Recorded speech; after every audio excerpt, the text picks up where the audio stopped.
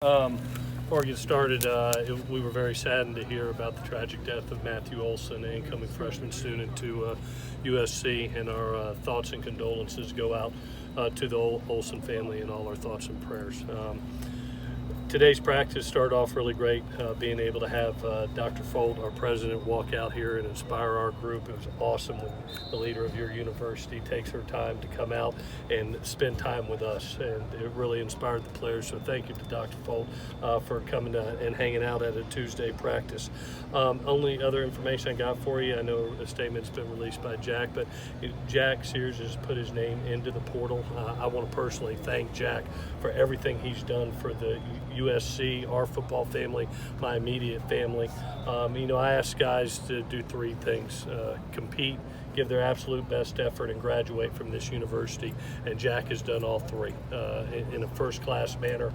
He is part of my family for life, and wish him nothing but the best in the future. He is a special individual. It was a great Tuesday practice. Our kids, you could feel the energy, the juice. Anytime you practice over 20 times against each other, and now you're working on an opponent, it brings some life and energy, and it was great out here today. We look forward to competing Saturday, and can't wait. It's been 7 months of waiting to get back out there in the field, and we're looking forward to it. So with that, I'll take any questions that you got. Clay, is Jack going to be considered a grad transfer? He will actually. He'll graduate. He'll graduate this December. He's going to concentrate on that and put his name in the portal, be able to talk to people. But yes, we do a great job here of getting our students graduated within 3.5 years, that pace, and Jack has used every resource to be able to get that done. So congratulations to him. He'll be graduating this December. Did he have the option of remaining on the team in the fall while in the portal? Yes, he did. He thought right now for himself that it was best for him to, focus on his studies, focused on being able to visit with other people, and he's done everything for us, and I don't hold it against him at all. Again, he's competed here. He's given his absolute best effort at all times. He's been a great teammate, and now he's going to be a graduate of this university, and that gives him the honor of going to play if he chooses to. He's got down to the third quarterback last year. How do you feel about going into a season with 3 scholarships? All three are very talented, and I think our offensive line is in unbelievable shape right now and very deep. I think that we can protect the quarterback extremely well, plus the ball gets out extremely quickly in this offense. So I'm confident in all three of the young men that are here. Ultimately, what led to him kind of falling from after post-spring being at about 2 to 4th string? We went into the competition knowing that we had some elite talent at the position, Adam, but we also said that we were going to go in with it in those 30 practices that we got to evaluate, and we were going to say, okay, we were going to rank who had given the absolute best production, and therefore said it didn't matter their age, it didn't matter how long they had been, it didn't matter how great a kid they are. It was about who produced and who was the most consistent, and that's how we ranked them both as a head coach, as a coordinator, and as an offensive staff. You said you hope to hear from the NCAA about Brew McCoy before the first game. Have you gotten any answer on that? No, we're still in process with that, as well as Brew is still working to get healthy. So we're still status quo right now. Are you thinking you'll get that decision before Saturday, or is it? I don't think so. I don't think so. Are you surprised it's taken this long? Jaden? Jaden is clear. His waiver has passed, and he is cleared to play. Clay, are you surprised it's taken this long for? In what? As far as his health and the Well, waiver? I think the waiver has a lot of details with it. This is not a common occurrence when you go from one university to the next back. So there's a lot of things that go into it. We're taking our time with it, and when everything is done, as soon as it's done, I'll let you know once we have an answer back. Clay, not being around here, you made a lot of changes to the coaching staff, the scheme, just some of the accountability things. In the offseason.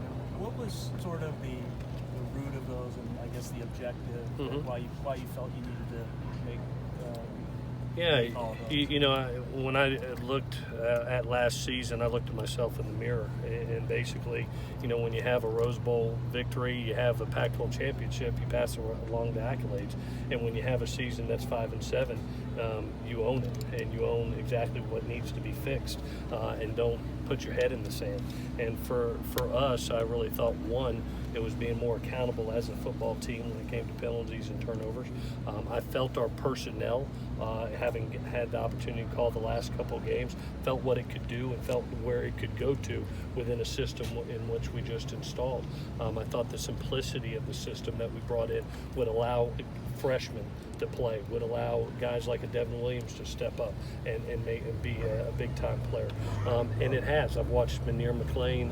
I've watched Drake London just walk in here, and all of a sudden you look at the scrimmages, ultra productive, and going to be playing on Saturday. So anytime that you're in that leadership mode, the hardest thing to do is to make change.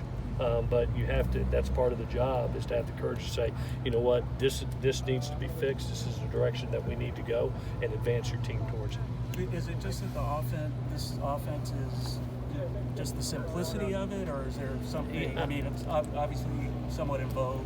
No, I do think for the quarterback, it's simple for the quarterback. I think it's simple for the skill players, and it attacks every inch of grass on the field. If you've been out here for these 20 practices, it attacks vertical, horizontally. It attacks every inch of grass. And when you're talking about the skilled kids that we have right now, both in the wide receiver positions, the running back position, the tight end position, to be able to spread them out and to be able to allow them to have one-on-one matchups and have a quarterback be able to find those, we feel we'll win more of those battles. Since you grew up, Graham, man, you've talked a lot about how involved the run game is in his offense. Do you still, after seeing this camp, do you feel it's going to be as prevalent or as involved as you thought initially? Yeah, definitely. I think it's going to be something that when you look up, it's an offense that takes what the defense gives them. And one of the things that I think that, as you'll see, goes along with this is remember the RPO game that goes with us. Remember how many times the back touches the ball out of the backfield.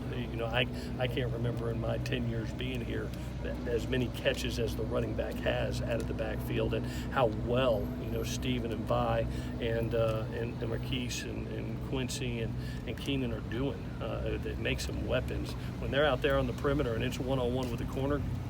Good luck. So I'm really fascinated by it and look forward to Saturday, because I can't wait to see it live and in person. We put over almost 40 practices into this thing, and we look forward to seeing our investment. A few years ago, when you picked Max Brown, you did play Sam, later in games, in the first 3 games before he took over. I want to know if there was any plan to play Keegan at all in this game. Well, for us, JT is the quarterback. He's going to progress. I mean, we hope that we have opportunities to play other quarterbacks. Usually, you're up in games for that to happen. Every opportunity that we get to play other quarterbacks, we want to progress them and give them reps. But right now, JT's our quarterback, and he's going to go out there. He's going to play and help us win a game. I don't think we ever officially asked you about Solomon Tuliapupu. Yeah, Solomon basically had a surgery prior to coming to USC. We were hoping that surgery would heal properly. It didn't all the way. It was something that we really feel, being as big, as strong a man as he is, really needed to plate his foot, steel plated, to hold bones intact. Anytime you get that Liz Frank fracture, that's a different break. And our doctors really looked at it, and for his longevity at the game, we're looking at this as an investment. Obviously, back-to-back years, he'll be eligible for a 6th year. So like I told him, I said, buddy, this is investment. It's like going on a mission. With a lot of kids, he's taking 2 years. He'll get healthy, and he'll have 4 years left to play and be an older player, which can be an advantage too, and be a healthy player, which is the most important thing.